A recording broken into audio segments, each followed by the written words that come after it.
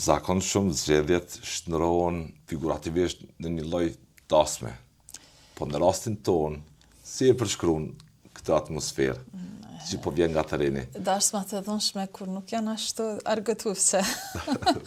Dhe po ashtu edhe këto zgjedhje, por megjithatë, unë dua të besoj që çdo cikël zgjedhor sjell diçka të re, ka një ndryshim dhe ndodh një proces reflektimi, qoftë në vetdijen politike të qytetarëve, por edhe të politikanëve dhe atyre që garojnë dhe që thjesht i kanë, si themi, zanat punën e zgjedhjeve.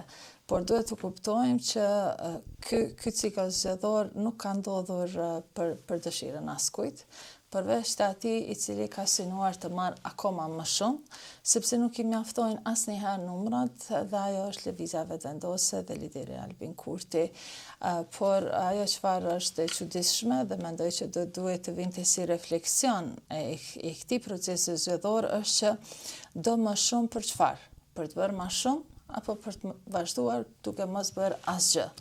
Dhe këtu është ironia e gjithë historisë. Zonja Ahmeti, ju vini nga terreni ku takoni çdo ditë njerëz. Si do ta përshkruani gjendjen në Kosovë sot, 6 vite në pushtet?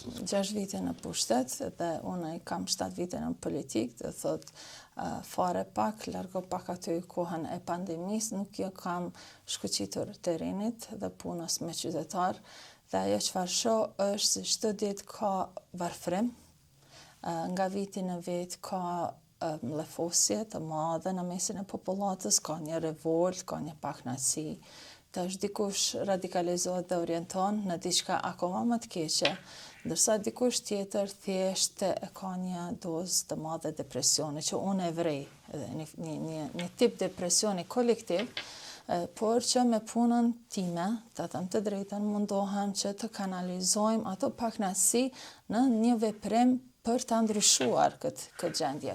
Gjendja në terren është shumë e rëndë, jashtëzakonisht e rëndë. Ne shohim, sepse na bie të shohim tërë Kosovën, apo shohim fshatra të tërë dhe fare pak njerëz takojmë. Jo pse ata s'duan të na takojnë, po sepse s'janë fare aty. Shtëpi të mëdha, të ngritura, të mbyllura, rini, fare pak, shkolla me pak nxënës nëpër këto qendra, ndërsa në pjesën tjetër e ke një zonë ku zakonisht janë ato zonat e vogla urbane, ku ki rini, pleq, por edhe gra që qëndrojnë tërë ditën, duke mos pasur se çfarë të bëjnë, ku të angazhohen, vende pune, dhe pastaj normalisht që ti e kupton që mbase kjo pas ka qenë pjesë e një agjende politike, që në vend se njerëzit të jenë të angazhuar për të fituar, për të mësuar, për të garuar sot me botën e cila ka një zhvillim maramendës të shpejt, ke njerëz që qëndrojnë dhe që merren me politika ditore, duke shtuar akoma më shumë mjerimin që ne kemi në përgjithësi, kulturalisht, por edhe si shoqëri. Të mirë, po e paraqet gjendjen. Me këtë përshkrim po vjen nga terreni, me këto ankesa, brenga që kanë njerëzit.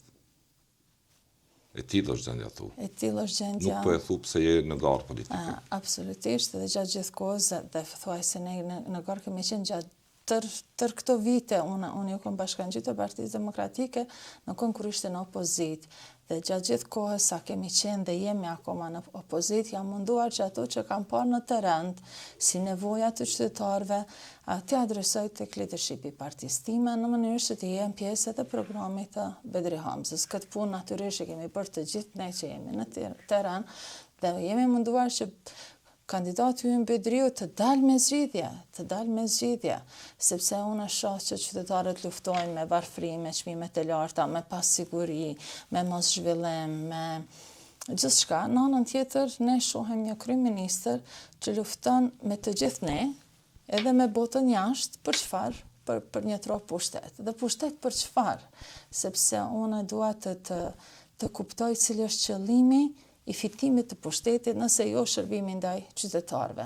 Çfarë ne kemi parë për këto 6 vite, vetëm shërbim ndaj qytetarëve s'ka qenë, vetëm shërbim ndaj dheut nuk ka qenë shërbim ndaj interesave as strategjike të Kosovës, dhe pastaj natyrisht vlen pyetja kujt i shërbeu, kujt synon të shërbej, për çfarë i duhen këtij njeriu gjithë këta numra? Nëse nuk ka një dëshmi për të na treguar se çfarë ka vepruar, çfarë ka realizuar.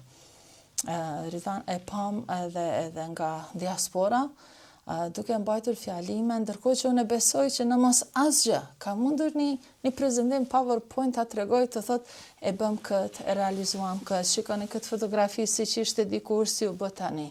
Asgjë nga ato, mos flas për video dhe gjëra të tilla dhe krejt çfarë bën është përsëri fillon të fyej të tjerët, në veçanti krahun e luftës, e ka nuk e di, një urrëtie të paspjegueshme ndaj historisë, ndaj njerëzve të krahut luftës, ndaj familjeve të tyre, që nuk e di pse është aq i ngarkuar me këtë, dhe shkakton përçarje të tjera. Ndërkohë që qytetarët presin, unë shoh edhe një pjesë të, si them, lutjeve të tyre që thonë, bëhuni bashkë, zgjedheni presidentin, vazhdoni, shikoni bota ku po shkon. Shqiptarët nuk është mirë që janë bërë kështu pike 5, Kosova është e vogël, ne nuk mund të kalojmë kështu në armiqësi, sepse këto armiqësi kanë hyrë edhe brenda familjeve. Një vëlla, një motër nuk flet për arsye krejt politike, të parsyetueshme, unë mendoj, por që ti pastaj thua, po ky njeri, po sikur të vazhdoj ti ketë të njëjtat numra, a do të vazhdoj prap me këtë gjuhë? Me ata të cilët ti pret të dialogosh, të komunikosh, të arrish një marrëveshje për hir të Kosovës, njeriu nuk flet ashtu.